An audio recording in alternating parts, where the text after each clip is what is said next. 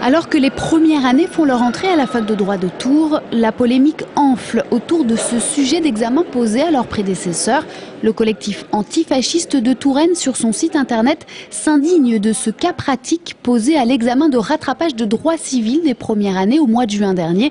Les étudiants doivent plancher sur le cas d'une jeune Algérienne, mariée de force par ses parents à un lointain cousin.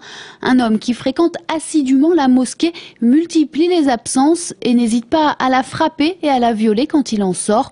C'est l'amalgame entre mosquée et violence conjugale notamment qui provoque aujourd'hui un tollé dans le monde associatif. Ce cas pratique ajoute les uns après les autres un certain nombre de clichés et tous destinés à charger les musulmans de tous les péchés du monde au travers d'images, battre sa femme, la violer, l'épouser dans des conditions désastreuses, etc., etc.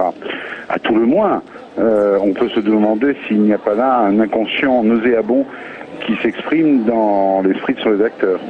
À l'époque, un étudiant s'était inquiété de la légalité d'un tel texte auprès de la présidence de l'université.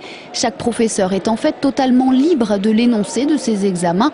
Pour le doyen de la fac, ce cas pratique s'inspire, comme l'exige un tel exercice, des situations réelles et concrètes qui ont déjà donné lieu à des décisions de justice. Une démarche donc uniquement scientifique qui se justifie totalement. C'est évidemment un exercice que l'on pourrait qualifier de caricatural, puisque dans la même situation, on multiplie les cas concrets, les hypothèses concrètes.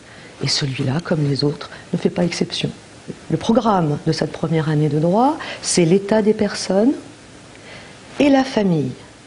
Or, l'actualité jurisprudentielle et législative sur cette question du droit de la famille concerne les transsexuels, les homosexuels, les mariages forcés, les répudiations. On tourne toujours autour de ces questions-là. Le sujet devrait néanmoins continuer à faire du bruit dans le rang des étudiants. Le collectif antifasciste a décidé de distribuer des tracts au sein de l'université.